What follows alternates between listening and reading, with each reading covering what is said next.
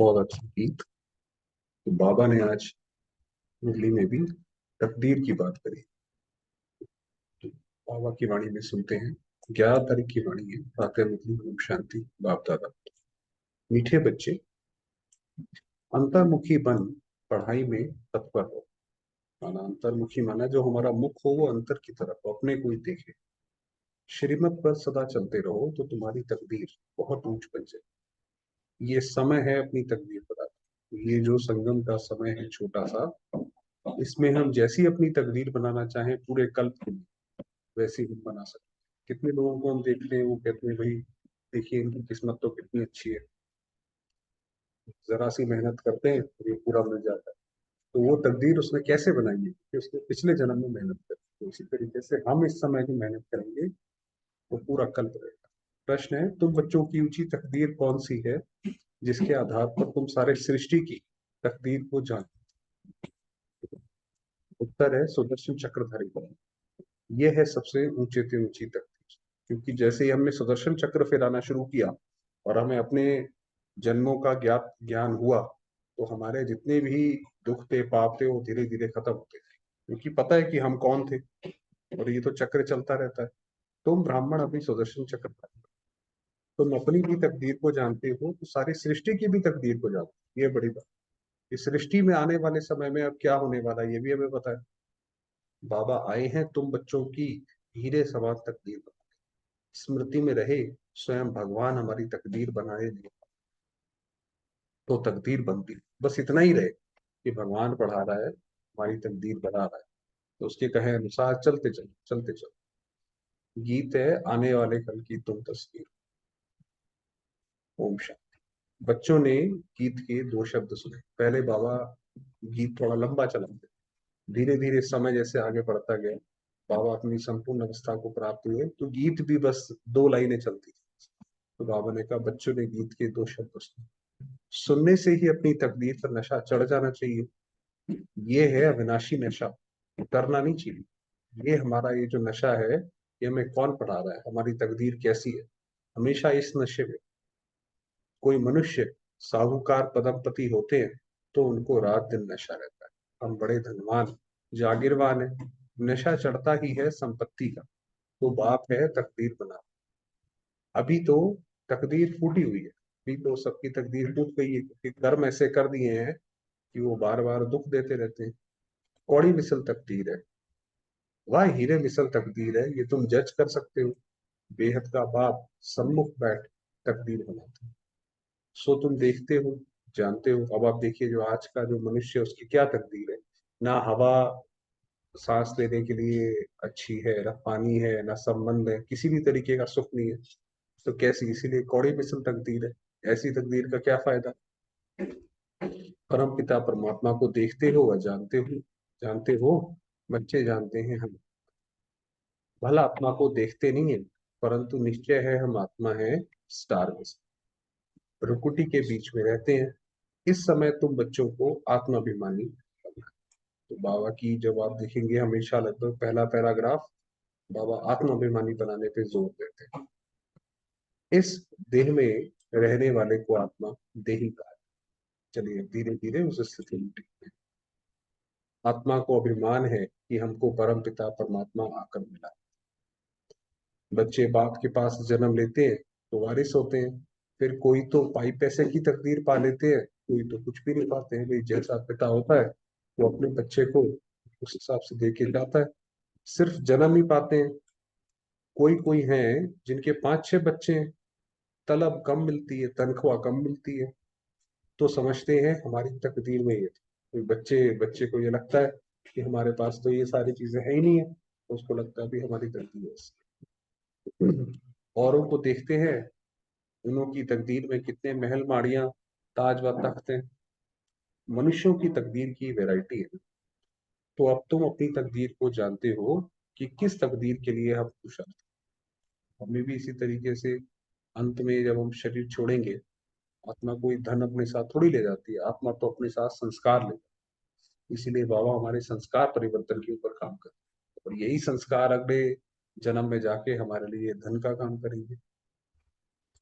बाबा ने कहा पुरुषार्थ कर रहे हैं धन के लिए, सुख के लिए। हम जो पुरुषार्थ कर रहे हैं धन के लिए और सुख के लिए। मनुष्य पुरुषार्थ तो करते ही हैं, धनवान मनुष्य बीमार पड़ते हैं तो अच्छे अच्छे डॉक्टरों की दवाई करते हैं।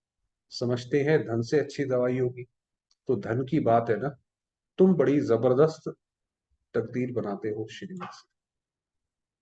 बच्चे जानते हैं बाबा ऊंचते ऊंच तकदीर बनाते हैं क्योंकि खुद ऊंचते ऊंच जैसा बाबा है हमारा, वैसी ही तकदीर बनाते हैं। अब तुम उनके सम्मुख बैठे हो, माँ बाप के। इसीलिए बाबा देखिए, ये जो साकार में बाबा ने शब्द बोले हैं कि तुम बाबा के सम्मुख हो, वही अव्यक्त बाबा के भी वही वर्षन्स रहते हैं कि बाबा सबको देख रहे हैं। माँ बाप के घर में बैठे हैं, कोई राजा रानी है तो समझते हैं हमने ऐसे कर्म किए जो राजाई की तकदीर मिली है। अब तुम जानते हो हम जो ये लक्ष्मी नारायण का चित्र देखते हैं, उन्होंने भी जरूर अगले जन्म में तकदीर बनाई। ये लक्ष्मी नारायण को भी ये पद मिला तो उन्होंने कुछ पुरुषार्थ तो किया होगा, तो पिछले जन्म में किया है। तुमको ये बुद्धि मिली है, मनुष्यों की बुद्धि में ये नहीं आता। कितने धनवान मनुष्य हैं, उनको ये तकदीर कैसे मिली? कहेंगे पास्ट जन्म में ऐसे कर्म किए, जो इतना धनवान बने हैं। कर्मों का फल है, हर चीज अगर कर्मों का फल है तो अपने कर्म हम सुधारते जाए। इसीलिए हम संगम पे वही काम कर रहे हैं, गाते भी हैं, कर्मों की गति न्यारी है। मनुष्य पास्ट के कर्मों अनुसार ही भोगते हैं। अभी तुम बड़े ते बड़े लक्ष्मी नारायण के तकदीर की भेंट करते हो। ये जो सत्युग के मालिक बने, उन्हों की ऐसी कर्म गति किसने बनाई जो विश्व के मालिक बने? तुम सारे चक्र को जान चुके हो। अब हमें पूरा ज्ञान है इससे। श्री लक्ष्मी श्री नारायण, सृष्टि कैसे चलती है, तकदीर कैसे बनती है, सब कुछ पता है। तुम ब्राह्मण अति सुदर्शन चक्रधारी बने। दूसरे ब्राह्मण तो सुदर्शन चक्रधारी नहीं कहेंगे, उनको तो उन्होंने तो मतलब ही अलग ले लिया। बाबा ने कहा वास्तव में ये जो अलग अलग शब्द निकाले, ये भी हमें लगता है कि ये जो मुरली में बाबा ने बोला, जब लोगों ने वो पढ़ा तो उसका कुछ अर्थ का अनर्थ। इस बाबा ने कहा सुदर्शन चक्रधारी से माया के गले कट जाते, तो उन्हें लगा जरूर सुदर्शन चक्र जो है कोई अस्त्र है। तो इसीलिए दूसरे ब्राह्मण को सुदर्शन चक्रधारी तो नहीं होंगे, उनको तो लगता है वो तो कोई अस्त्र है। वह भी ब्राह्मण, तुम भी ब्राह्मण, परंतु तुम जानते हो कि हम हैं सच्चे ब्रह्मा की मुखवंशा। हम सच में ब्रह्मा के मुख से निकले। जरूर ब्रह्मा भी किसका बच्चा होगा? वह है शिव बाबा का बच्चा। शिव बाबा तो रचयिता है, उसका कोई बाप नहीं है। तो अब तुम्हारी तकदीर परम पिता परमात्मा बना। बाबा देखिए, जो उसका बाबा का जो पॉइंट है, तकदीर वहीं पे ही रहते हैं। बाप से ही तकदीर बनती है, काका चाचा मामा आदि से नहीं बनती है। हाँ, कोई की बन सकती है अगर वह अडॉप्ट करे। तो ये जो अडॉप्ट करेगा उसकी धन का मालिक बनते हैं। तुम बच्चों को भी अडॉप्ट किया है, ड्रामा अनुसार कल पहले मुआफ। उनसे ऊंचा कोई है नहीं शिव बाबा से। प्रजापिता ब्रह्मा को इतने बच्चे हैं, ढेर के ढेर, उनको बाप से क्या वर्षा मिलता होगा? तो तुम समझते हो कि शिव बाबा सभी आत्माओं का बाप, और ब्रह्मा है सभी जीव आत्मा।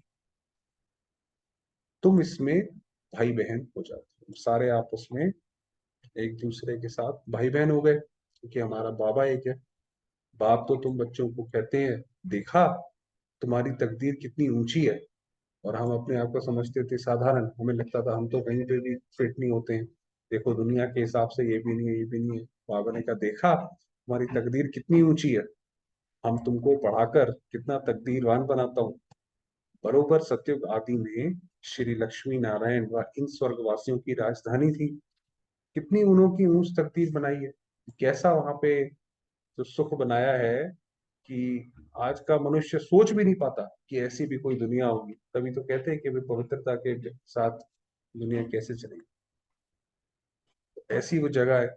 ये तो बच्चों की बुद्धि में राज है कि शिव बाबा ने ही उन्हों की ऊंच तकदीर बनाई थी।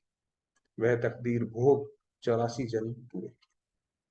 अब फिर वही तकदीर बना रहे हैं। ये तुम्हारी बुद्धि में क्या? ज्ञान सागर शिव बाबा के सिवाय कोई भी समझा ना सके। ये ज्ञान इतना गहरा है कि शिव बाबा समझाते रहते हैं, तब भी देखिए लोग इसमें से अलग अलग अलग एक ब्रांच निकाल देते हैं, कुछ का कुछ बना देते हैं। तो ये बाबा के अलावा ये कोई ज्ञान नहीं समझा सकता। ऐसा बाप कितना लवली है। बाप भी कहते हैं तुम भी लवली बच्चे हो। जैसा बाबा है, बाबा हमें देखता भी वैसे ही है। तुमको मैं फरमान करता हूँ कि निरंतर मुझे याद करने का अभ्यास करो, तो तुम्हारे विक्रम विनाश हो जाएंगे। बाबा कहते मैं तुम्हें आज्ञा देता हूँ, तुम करो उस पर पालन। तुम जानते हो शिव बाबा अभी इस ब्रह्मा तन में सम्मुख। बाप ने समझाया है, मैं तो सदैव निराकार, मेरा नाम शिव ही है। बाबा का नाम कभी भी बदलता नहीं। उनका आत्मा पर नाम, हम सबका शरीरों पर नाम होता है। मैं साकार में आकर पुनर्जन्म नहीं लेता हूँ, अभी मैं आया हूँ। तुम जानते हो कौन बात कर रहा है। तुम्हारी बुद्धि ऊपर में चली जाती है। तो तुम्हारे सामने अव्यक्त बाबा की या वाणी सुनते हैं, हमारी बुद्धि ऊपर चली जाती है कि ये कौन बोल रहा है। वह निराकार परमपिता परमात्मा ज्ञान का सागर। तो आपको ये जान के आश्चर्य होगा कि जो बाबा का जो ज्ञान है, इसी ज्ञान से सारे के सारा जो विज्ञान है वो बाद में निकलेगा। तो द्वापर में जब विज्ञान की जरूरत पड़ेगी, तो वो भी इसी, ये जो बाबा का ज्ञान है इसी से ही आगे निकलेगा। इसीलिए बाबा को बीज स्वरूप का, वो इसी ज्ञान का जैसे बच्चा हो, वही तकदीर बनाने वाला है। हेवनली गॉड फादर हेवन की स्थापना करेगा ना। तुम जानते हो बाप कैसे ब्रह्मा तन में सम्मुख बात कर रहे हैं। कहते हैं लाडले बच्चे, अब ड्रामा पूरा। कैसे बाबा प्यार से कहते हैं कि बच्चे ये चलो, ये चीज हो गया पूरा, इसमें और कुछ नहीं रखा हुआ, चलो चलें। आत्मा सुनती है, आत्मा ही जानती है ये यथार्थ, ये बात सही है। बाप कहते हैं जितना हो सके मुझे याद करो, और सारे सृष्टि चक्र की नॉलेज तुमको ही दी है। कोई को अच्छी रीति धारणा होती है, कोई भूल जाते हैं। अभी तुम बैठे हो, तुमको ये ज्ञान अमृत दे रहे हैं और नॉलेज बढ़ा रहे हैं। जैसे यही तो अमृत है जिससे आत्मा अमर हो जाती है। ये हमारे अंदर जाता है, धीरे धीरे हमारे मन को भी सुकून आता है। सम्मुख शिव बाबा बैठा है, वह जन्म मरण में नहीं आता है। तुम्हारा तो जन्म बाई जन्म नाम रूप देश काल बदलता है, फीचर्स सदैव न्यारे मिलते हैं। ये कितनी गूढ़ी सूक्ष्म बातें। तुम्हारी आत्मा घड़ी घड़ी एक शरीर छोड़ दूसरा लेती है। इस समय जो तुम्हारा रूप है, दूसरे जन्म में ये नहीं रहेगा, बदल जाएगा। एक ना मिले दूसरे से। आप देखिए 84 जन्म, हर एक आत्मा के अलग अलग रूप उसमें होते जाते हैं। और वो रूप रंग होते ही इसलिए है क्योंकि हर एक आत्मा के संस्कार अलग अलग, इस तरीके से सब अलग है। आत्मा एक शरीर छोड़ दूसरा लेती है, तो उनकी एक्टिविटी, ख्यालात आदि सब बदल जाते हैं। भाई दूसरे शरीर में गई, क्योंकि शरीर के भी संस्कार अपनी तरफ आकर्षित करते हैं। आत्मा को भिन्न भिन्न पार्ट बजाना पड़ता है। भाई कैसे पार्ट है, भाई छोटा है तो बच्चा है, बड़ा हुआ तो अगर शादी करी तो पति है, फिर बाप है, ऐसे ऐसे करके अलग अलग पार्ट बजाना पड़ता है। भिन्न नाम रूप देश काल एक्टिविटी से पार्ट बजाती है। तो ऐसे हमारा कैरेक्टर बदलता रहता है, एक्टिविटी भी बदलती रहती है। कभी राजा की, कभी रंग की। कभी हम सतयुग में राजा थे, अब धीरे धीरे धीरे धीरे अब कंगाल हो गए तो रंग हो गए। ऐसे नहीं कभी कुत्ता बिल्ली भी बने। नहीं। एक एक कोई भाई बहन था, वो बड़ा ही सुन के खुश हुआ कि चलो हम जो है, क्या कहते हैं, उससे हमारा ही फोन पे बात हुई थी, तो वो कहता था ये बड़ी अच्छी बात, ये हम कभी कुत्ता बिल्ली नहीं बनेंगे। क्योंकि कुत्ता बिल्ली बनना आज के समय में वो तो बहुत अच्छी बात है। कि अगर किसी की कोई इंसल्ट करता है, जानवर को इंसल्ट थोड़ी फील होती है, इंसल्ट तो इंसान को फील होती है, टेंशन होती है इंसान को, जानवर को थोड़ी होती है। ऐसा नहीं है, हम भी।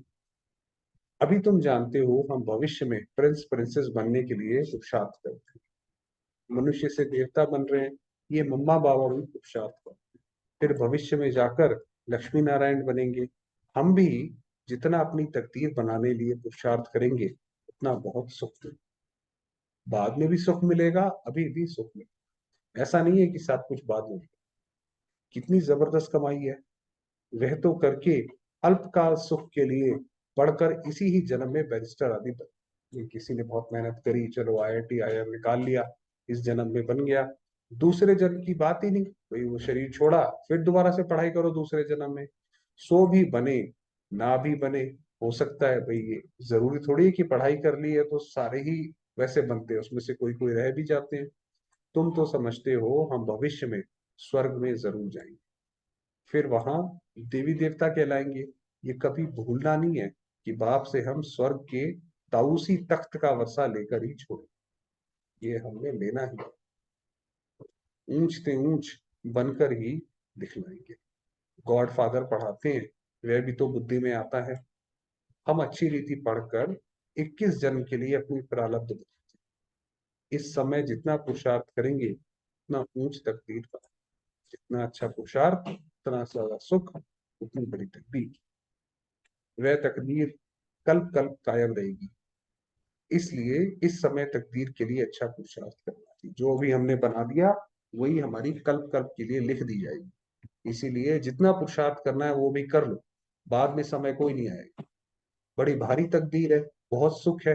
भले यहाँ कोई के पास करोड़ हैं, परंतु पाई का भी सुख नहीं। ये ऐसा पैसा किसका? पैसा लोगों ने कमाया, किसी को दुख देकर, किसी को धोखा देकर। इसीलिए वो पैसा कोई सुख थोड़ी देगा ऐसा पैसा, इसीलिए सुख नहीं है। वहां तो बिल्कुल शांति आराम से प्रारब्ध भुगते सत्युग में। यहाँ तो कितनी आफतें आती रहती हैं, थोड़े टाइम में बहुत दिवाला निकालेंगे। ये देखिए बाबा ने ये कब बोला, 1968 में बोला होगा। और अब देखिए अब ऐसा समय है कि बड़े बड़े जो लोग हैं, इंडस्ट्री हाउसेज हैं, इंडस्ट्रियलिस्ट हैं, उनका जैसे भांडाफोड़ हो रहा है, वो भारत छोड़ छोड़ के भाग रहे हैं। मरते जाएंगे, भले इंश्योर करते हैं, परंतु इंश्योरेंस कंपनी भी क्या कर ले, क्या कर सकेगी? बाबा ने कहा अंत में ये कुछ भी नहीं कर दे पाए। जब इतने मास स्केल पे होगा तो वो इंश्योरेंस कंपनी भी ठप हो जाएगी। हिरोशिमा का क्या हाल हुआ, कितने आदमी मरे जो हिरोशिमा नागासाकी जापान में बम फोड़ा, इंश्योर कंपनी ने भी देवाला मारा। यहाँ भी ऐसे ही होगा, सब खत्म हो जाएंगे अंत में। इसीलिए बाबा ने कहा कोई कुछ काम नहीं है। इंश्योरेंस वाले कितना किसको पैसा देंगे? कौन एक दो का दीवा जलाएंगे? जब कोई बचेगा ही नहीं, सारे ही एक मास स्केल पे ये सब होगा, तो बाबा ने कहा ना उठाने ना, जब उठाने वाले रहेंगे ना जलाने वाले रहेंगे, तो ऐसे ही होगा। मनुष्यों में अंधविश्वास कितना है, बड़े आदमी का शो करते हैं, ऋषि मुनियों का उसको उनसे भी बड़ा समझते हैं। भल रिलीजन को नहीं मानते, परंतु सन्यासियों को नमन जरूर करते हैं। ये अंधविश्वास है। साधुओं के आगे जाकर दंडवत प्रणाम करेंगे, साधु उनके आगे नहीं करेंगे क्योंकि समझते हैं मैं ऊंच पवित्र। साधु को ऐसा लगता है, इसीलिए साधु के सामने वो करते हैं। ये बाप तो कहते हैं मेरे लाडलो बच्चों, मेरे लाडले बच्चों, हम बच्चों को नमस्ते कर। यहाँ पे उल्टा है। तुम तो हमारे सिर के मोर, तुम विश्व के मालिक बने। माँ बाप तो बच्चों को ऐसे ही रखते हैं, तो बच्चा जब छोटा होता है तो माँ बाप उसके आगे पीछे उसका ध्यान रखते जाते हैं। तो बाबा ने कहा तुम तो मेरे सिर के हो, ब्रह्मांड के भी तुम मालिक, तुम डबल मालिक, मैं सिंगल, सिर्फ ब्रह्मांड का मालिक। ऐसी बातें सिवाय बाप के कोई समझा ना सके। तो ऐसे बाप को कितना याद करना चाहिए जिससे ऐसा बरसा। बाप कहते हैं देखो कितने बच्चे यहाँ से होकर जाते हैं, फिर 6 मास में भी बाप को मुश्किल पत्र लिखते हैं। तो बाबा कैसे जैसे उलाहना देते हैं कि बाबा को पत्र भी लिखते हैं। अरे प्राण देने वाले, प्राणों से प्यारे बाप को पत्र नहीं लिखते? स्त्री पुरुष एक दो को चिट्ठी लिखते हैं तो कहते हैं प्राणेश्वर फलाना, पहले ऐसे लिखते थे कि प्राण प्राणेश्वर, अब तो ऐसा नहीं है। तो बाबा ने कहा लिखते हैं वो प्राणेश्वर फलाना, वास्तव में वह कोई प्राणेश्वर तो है नहीं। प्राणेश्वर तो एक ही बाप है, प्राणों का ईश्वर एक बाप है। सभी प्राणों का ईश्वर बाप एक है। वह कहते हैं प्राणेश्वर बच्चे, अर्थात प्राण बचाने वाले ईश्वर के बच्चे। बच्चे भी कहते हैं प्राणेश्वर बाबा, हमारे प्राण बचाने वाले बाबा।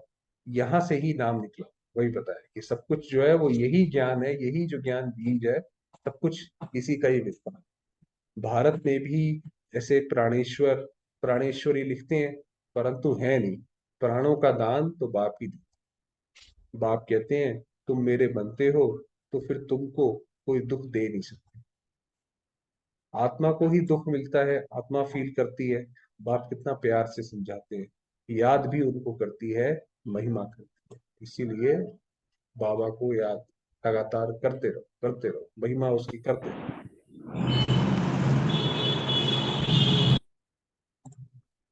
मम्मा को भी कितना याद करते।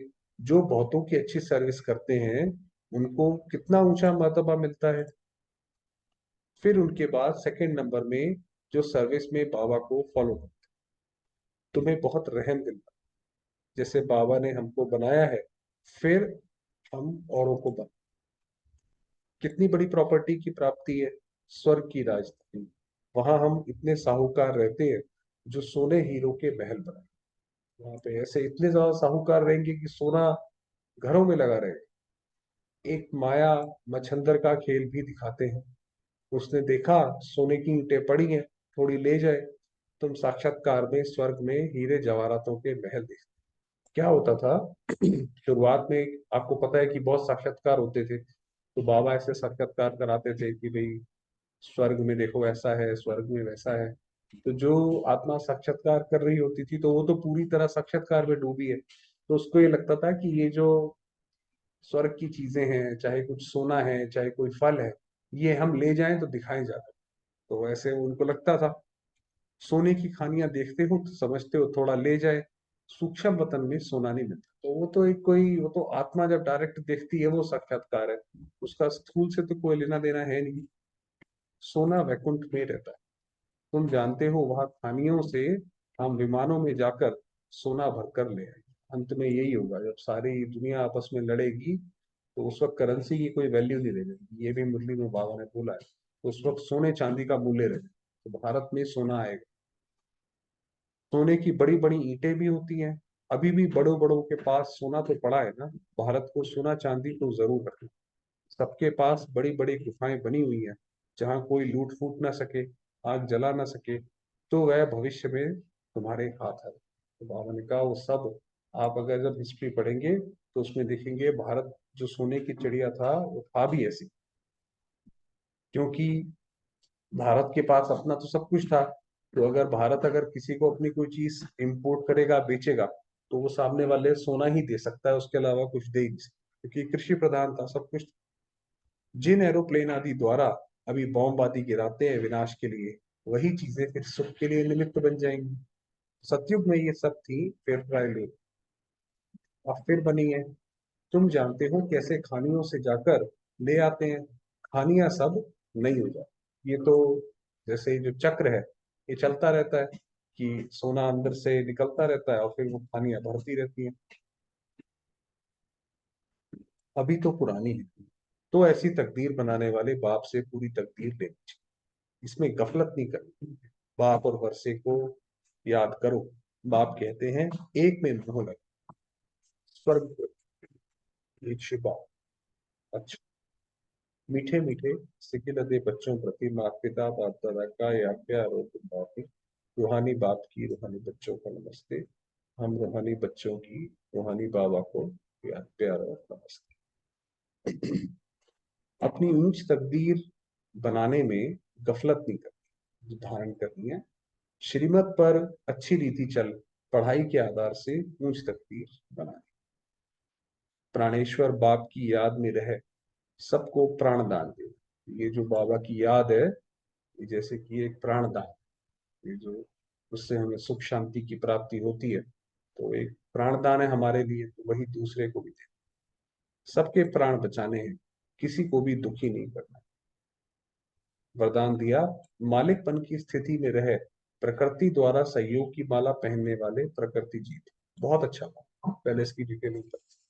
प्रकृति, आप मालिकों का अब से आह्वान, चारों ओर प्रकृति के तत्व हलचल करेंगे। लेकिन जहां आप प्रकृति के मालिक होंगे, वहां प्रकृति दासी बन सेवा। हम क्योंकि जब हम बाबा को याद करते हैं तो जैसे प्रकृति के भी मालिक बनते हैं, क्योंकि हम प्रकृति की भी सेवा करते हैं। अगर उसकी सेवा करी तो वो जैसे हमारा शुक्रिया अदा करती है। तो बाबा ने कहा प्रकृति कुछ भी कल को तांडव करेगी, आप उससे सेफ रहो। आपको प्रकृति जो है टच नहीं करेगी। सिर्फ आप प्रकृति जीत बन जाओ, तो प्रकृति सहयोग की माला वही बताए। जहां आप प्रकृति जीत ब्राह्मणों का पांव होगा, स्थान होगा, वहां कोई भी नुकसान नहीं हो सकता। ऐसा हमारा जो घर होगा, इसमें बाबा की याद समाई हुई होगी, तो वहां पे प्रकृति कुछ करेगी नहीं। इसकी भी अलग साइंस है, तो कभी बात करेंगे। तूफान आएगा, धरनी हिलेगी, लेकिन बाहर सूली होगा और यहाँ कांटा।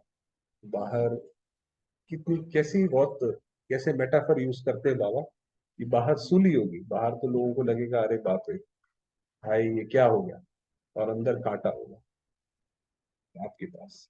सभी आपके तरफ स्थूल सूक्ष्म सहारा लेने के लिए भागेंगे।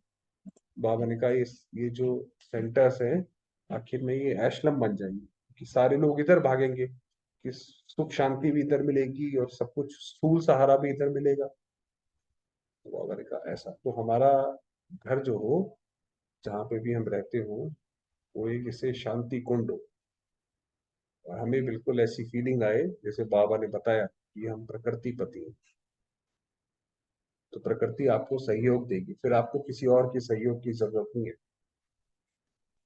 स्लोगन दिया, अलौकिक सुख व मनरस का अनुभव करना है। कि बहुत सारे भाई मेरे सवाल पूछते हैं कि बाबा को याद करते हैं, बोर हो जाते हैं, या उसमें सुख नहीं मिलता या अनुभव नहीं होता। तो उसका बाबा ने बताया, अनुभव करना है तो मन मना भाव की स्थिति में अपने मन को पूरी तरह बाबा में लगा दे, मन मना दो, मन लग जाए। अभी तो हम बुद्धि से जबरदस्ती बाबा को याद करते हैं, मन हमारा इधर भागता है, बुद्धि से हम बार बार ले आते हैं, तो वो बुद्धि मना भाव, मन मना भाव नहीं है। मन मना भाव का अर्थ है मन को उसमें लगा, बाबा की ऑटोमेटिक याद। ऐसे चलिए, समय हुआ है, थोड़ी देर बाबा को याद, प्रकृति पति की प्रैक्टिस करें।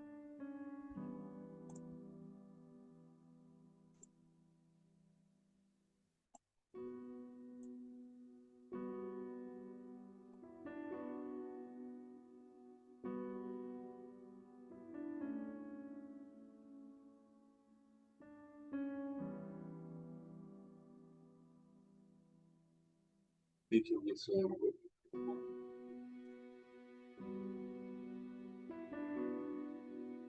आत्मिक स्वयं,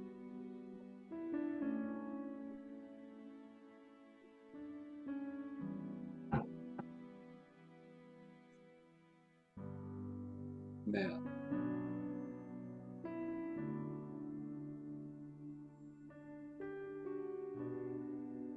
आपका ज्योति,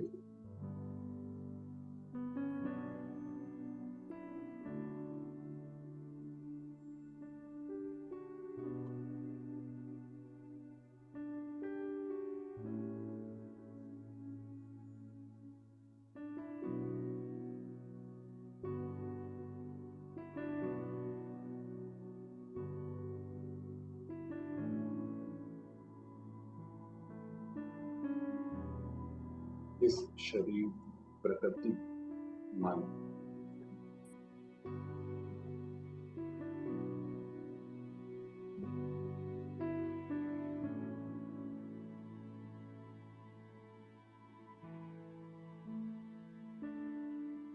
प्रकृति पति,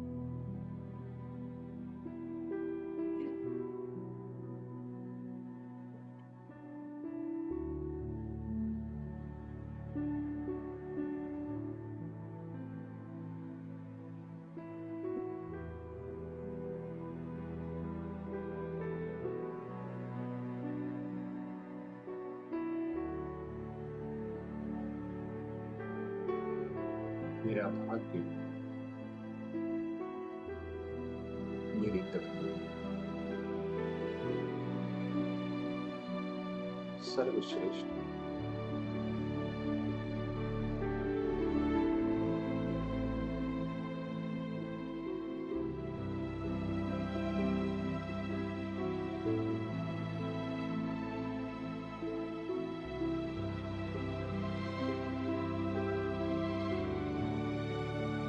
मेरे बाबा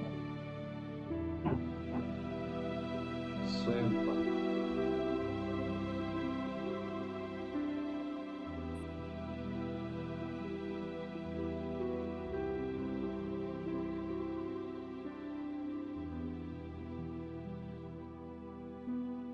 ज्ञान सागर पांडव,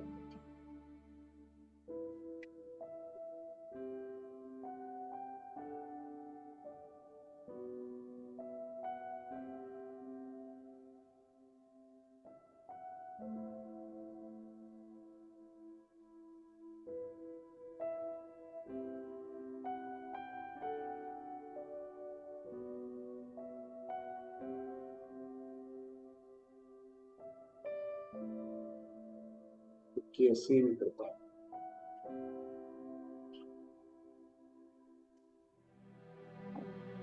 अनिकालिक के लिए।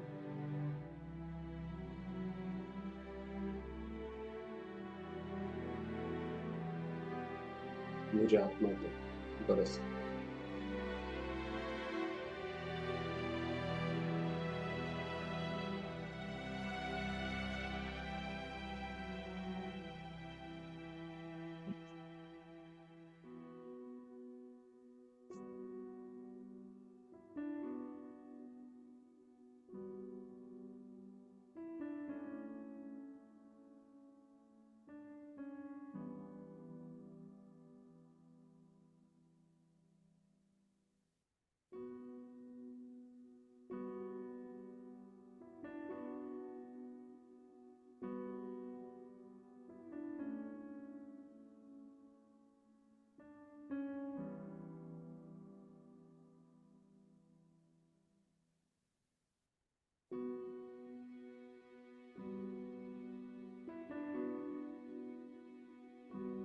अनुभव करेंगे सुख शांति की किरणों स्वयं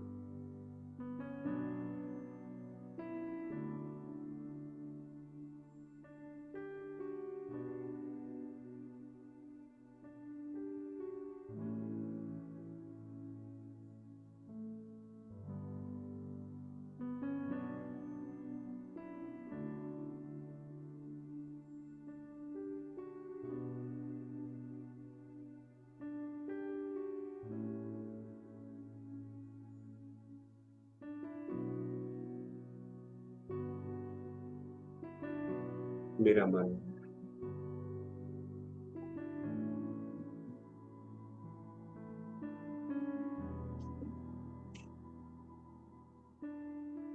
प्यारे बाबा को प्राप्त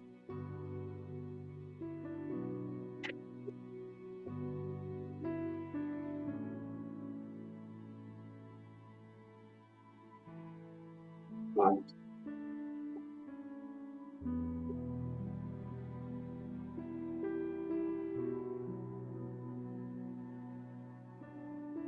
संतुष्ट